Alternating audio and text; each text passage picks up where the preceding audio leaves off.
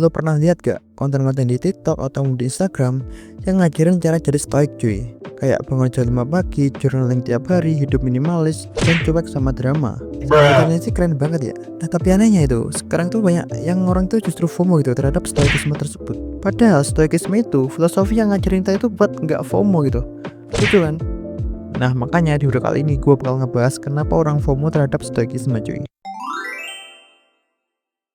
Nah, biasanya FOMO itu muncul karena hal-hal seperti takut nggak liburan ataupun nongkrong, takut nggak ikut ngetren, takut nggak sukses seperti orang lain cuy. Nah, tapi sekarang ada bentuk FOMO yang lebih halus nih. Takut nggak cukup tenang. Aneh kan? Takut nggak sejalan orang lain, takut nggak dewasa secara emosional. Kita lihat orang yang hidupnya itu terlihat stoik.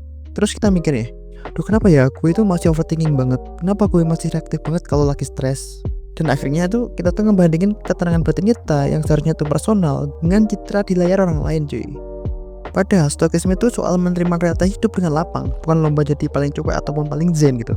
Stoikisme itu awalnya tuh adalah filosofi dari Yunani dan Romawi kuno cuy. Tokoh-tokoh seperti Marcus Aurelius, Seneca, ataupun Epictetus, mereka tuh ngajarin kita harus fokus sama hal-hal yang bisa kita kendalikan dan menerima yang nggak bisa kita ubah cuy. Tapi di era digital kayak sekarang, stoikisme itu berubah jadi tren lifestyle cuy. Jadi bagian dari self development estetik ala media sosial. Kita itu ngelihat konten-konten yang bilang kayak emosi itu racun, detox dari semua hal duniawi, tenang itu powerful gitu kan. Nah masalahnya banyak orang yang akhirnya itu cuma niru permukaannya aja, seperti bangun pagi, journaling ataupun self affirmation. Padahal esensinya bukan di rutinitasnya cuy, tapi di cara berpikirnya gitu. Jadi jangan sampai kita tuh terjebak di tampilan luarnya aja, karena filosofi itu bukan buat dilihat orang lain gitu, tapi buat dihidupi cuy.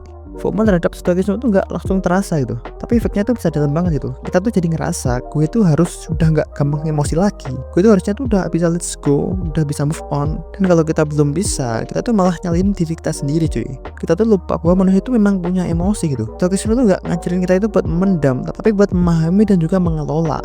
Kalau kita paksa diri kita buat nampak tenang terus, itu bukan latihan ketenangan boy, itu mah acting anjir. Dan acting tuh capek banget itu. Jangan sampai filosofi yang seharusnya tuh membebaskan kita nih malah jadi standar sosmed yang baru gitu, yang bikin kita itu tertekan cuy. Stoikisme itu bukan soal tampil adem di depan kamera, tapi dan bukan juga soal punya hidup yang rapi dan juga terkontrol sepenuhnya.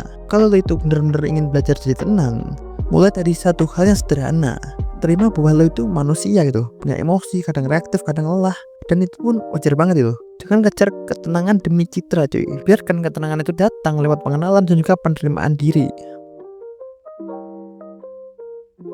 Mungkin itu saja pembahasan dari gua. Terima kasih sudah nonton. Jangan lupa like, share, and comment, and subscribe cuy. Sampai jumpa di video selanjutnya.